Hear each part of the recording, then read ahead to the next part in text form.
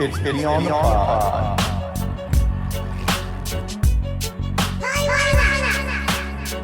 You're listening to Beyond the Pod. Yo, let's go.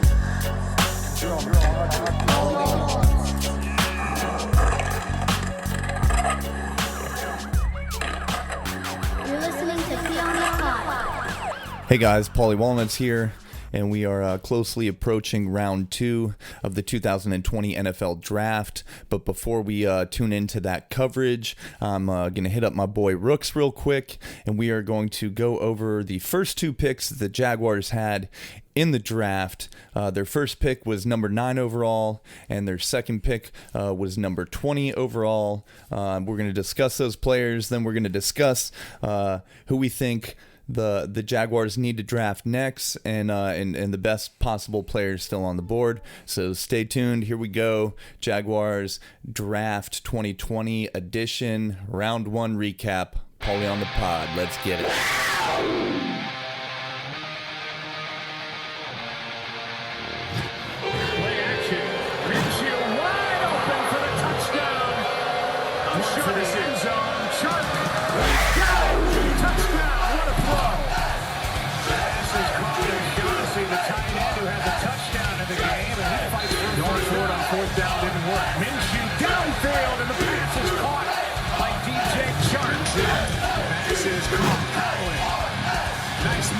First down. Minshew to Fournette in the backfield. Picked off. Intercepted by Harrison. Forced by the Jacksonville defense, though. We keep pushing each other like this. We keep loving each other like this. We keep going out and battling like this. I promise you, bro. I promise you, bro. If it's something, we ain't stopping. We ain't stopping. Family on me. Dogs on 3. 1, 2, 3. All right, Jag Nation. Paulie Walnuts here. I got my boy Rooks on the phone. We are quickly approaching round 2 of the 2020 NFL Draft. This has been a real interesting draft, being with the whole COVID-19 shutdown. It's being all done kind of virtually and via FaceTime and this and that. Goodell is announcing everything from his basement. I think he's just doing that to avoid the booze. But anyway, Rooks, my brother, how you doing? Yes, yeah, I'm doing good. How about yourself? Man, doing the best I can. But I know we recently talked about a couple of things, off-season acquisitions and things like that. Let's go ahead and talk about the Jaguars draft picks. So for their first pick, it was number 9 overall, C.J. Henderson, cornerback out of Florida. What do you think? What's your gut? I think that he's gonna. It was a position that we needed to fill desperately. So, and I think he's gonna work out well. He's fast. He's got hips that can turn, and he can. When he does turn, he can take off and he can fly. So he's strong. I'm feeling good about it. Yeah, so let's talk about some of his physical attributes real quick. He's 6 foot 1 inch, 204 pounds. He has 31 and 5/8 inch arms, 9-inch hands. So he's got a decent size to him. He runs a 4.39 40. On the bench press, he repped 20 reps? Yeah, I think there was 20. His vertical jump was 37.5 inches, and his broad jump was 10 foot 7 inches. Now, I mean, the guy's definitely athletic. He's definitely strong. He's definitely got a decent size. A lot of people are talking about the negatives. We'll get into the positives and the negatives. A lot of people are talking about his open field tackling. He's lost some awareness out in the zone in coverage, and he's made several mental mistakes in college. However, he's got a good size. He's strong. He's got some speed, and he's very athletic. And from what I've seen, he has outstanding movement skills, and man, he can catch. So yeah, no, I think he's very talented, and they say, the breakdown between him and Akuda, and they say the drop down after him and Okudah is like major. So honestly, you know, if they weren't going to pick a corner at 9, you know, they were potentially going to be in a world of hurt the entire season. So For sure. you know, and not only that, he looks like he's going to be a phenomenal player, and it looks like he has no issues off the field. And we're excited to have him in Jacksonville, and I think it's going to be a real positive thing. Yeah, for sure. I know a lot of people, knee-jerk reaction, did not think it was a good pick. I think that in the state the Jaguars are in, you know, I really don't know if there was anybody that they could pick that you wouldn't have some people upset about, because there's so many holes right now. Yeah, no, I agree. And, you know, we can go and we can talk about the players that they, you know, could have picked. But at the end of the day, this was a position that was desperately needed to be, you know, filled. And I think they've definitely done that with a corner that can go out and lock down some of the, you know, premier receivers in the NFL. And that type of talent is hard to find. So For sure. Give you a little bit of his background. He's a Miami native, and he originally committed to the University of Miami, but then withdrew that commitment and headed to University of Florida. And he was a Gator. That I did not know. But it's kind of like you said earlier, after like him and Okudah, like it drops off so drastically. Several analysts via sources on the NFL Network had Henderson ranked as the best cornerback in his class. Yeah, no doubt about it. They say, you know, it's kind of like, you know, you can almost make arguments for either one being better than the other. So, and one thing about it is numbers don't lie, is that, you know, Henderson is faster. So for speed sure is definitely a huge thing in the NFL, especially at the next level. So me personally, it'll be exciting to watch the two. You know, they'll be forever attached to each other going forward. So they'll always be compared to each other. And it'll be interesting, you know, going forward to see which one pans out long term. Yeah, for sure. So let me ask you this. From your gut, your honest opinion, should he have been the first pick for the Jaguars and a top 10 overall pick? That's a tough question. You know, they like I said, they addressed a position. You're trying to be politically correct, and you're trying to cover all bases, not be disrespectful. Give me your honest opinion. Well, like you said, who could they have picked? You know, with Judy? Yeah, I mean, wasn't Kinlaw still available? But I mean, we'll talk about. What I'm saying. What I'm saying is who could they have picked? So they picked the position that they really desperately needed. Correct. So I'm trying to say, so, you know, I don't know if the guy was a top 10 pick. I think he should be, probably, especially because this particular draft, the cornerback, you know, there's not so many of them in this draft that are elite. It's super deep wide receivers, but the corners, right. the DBs so are thin. You got two corners that were elite in the draft. And they, you know, so the one went very, very high. It was only a matter of time for somebody grabbed C.J. Henderson. So, yeah, I think that he went in the right spot. I do. I think he has to prove it still in the NFL, just like every player that gets drafted in the top 10, and there'll be even more scrutiny on him. And he's going to be asked to do some tough things right off the rip, really. He's going to be in the AFC South. He's going to be in a tough division. He's not going to have to see DeAndre Hopkins twice this year, but had he not been traded, those are the types of receivers he's going to be asked to cover his rookie season. So, for sure. You know what I mean? So, you know, going for, I think he's going to have to see T.Y. Hilton twice a year. I believe he's still at the Colts, right? Yep. So, you know, there's been a lot of things going on, but I know he's definitely going to be the Tennessee Titans have Davis. So, there's a lot of good receivers he's going to be asked to cover this year. Yeah, for sure. So let's move on to the second of their 2 first-round picks, number 20 overall, Clavon. Was it Cason or Chasen, defensive end? Yeah, I mean, out of LSU. What did you just call him? What'd you say? We just call him Casey. Yeah, Casey. I don't want to butcher his name up. Yeah, you know, he's. I think another elite talent. And LSU players work out really well for the Jaguars. So. Oh yeah, so he's from Houston, Texas originally. This man is 6'3", 254 pounds. He has a 32.25-inch arm span, 9 7/8 inch hands. Positives about him: he's stacked with a long frame. He was judged with high character. He's very speedy, both upfield, off the snap, and laterally.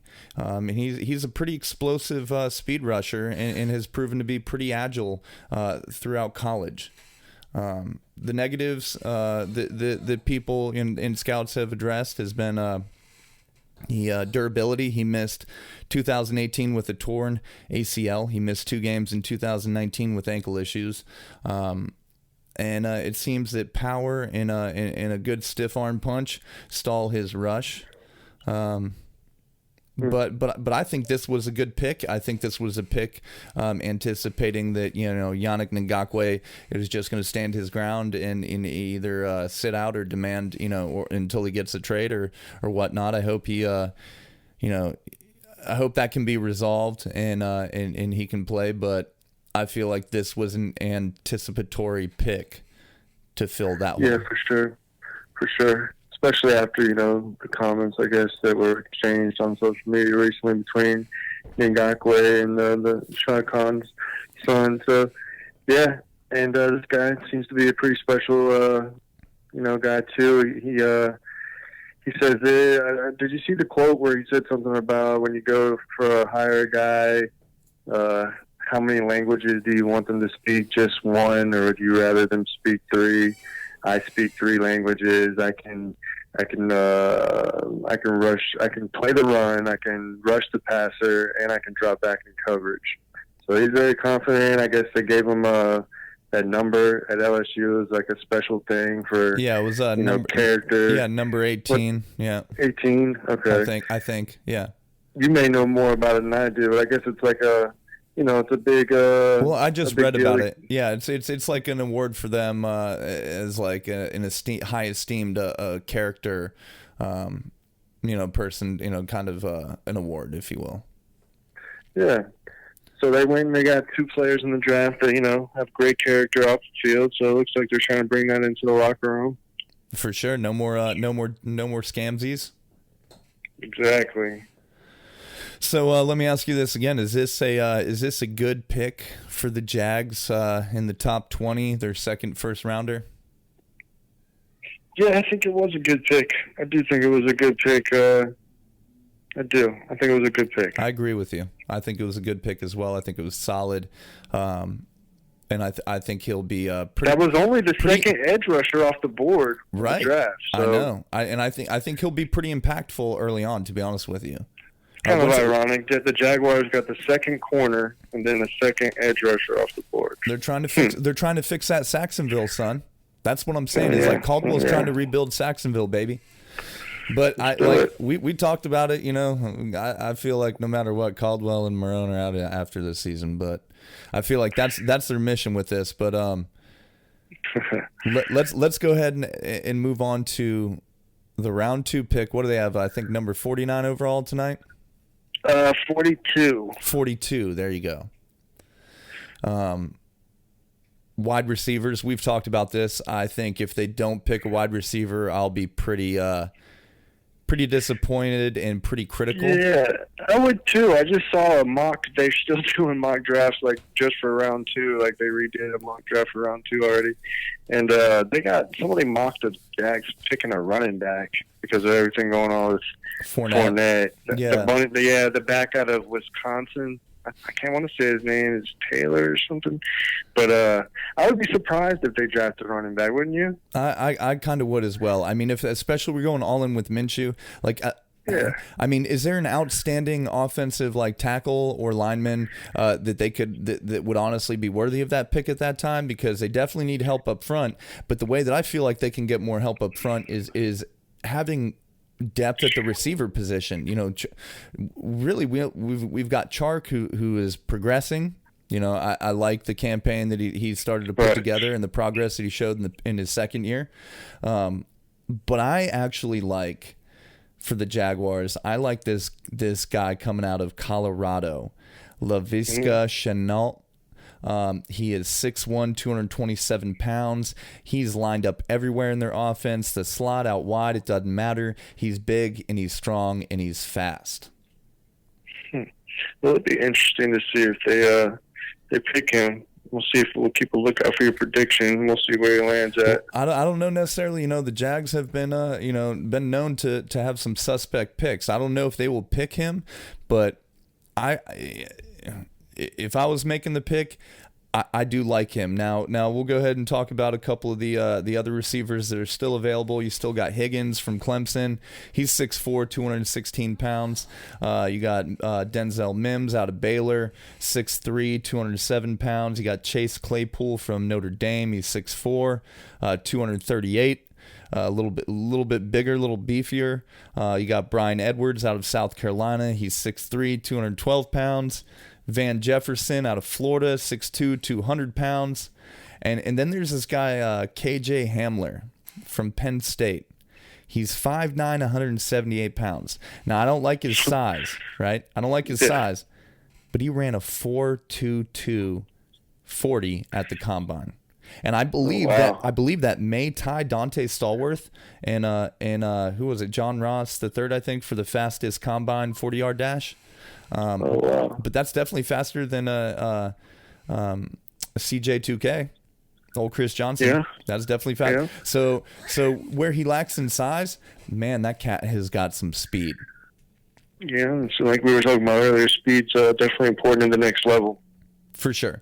So I honestly, I like either Shenault out of Colorado or I like Higgins out of Clemson if he's available. I feel like Higgins is going to go before the Jags can pick him.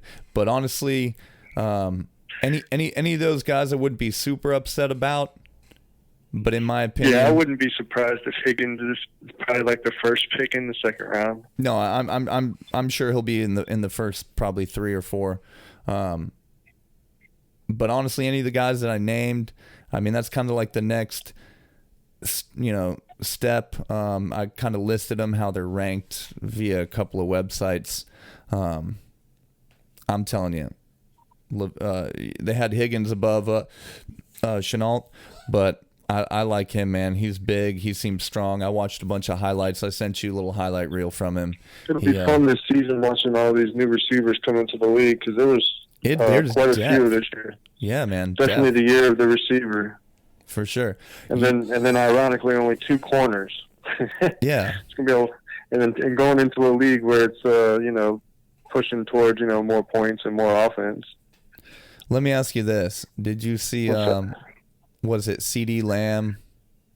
Did you see his when he got picked and his girl was all trying to like hold his hand and everything like that, and he like pulled his hand from her and he like looked at her, he was like no, and she was all like left like cold and all like being like I'm sorry.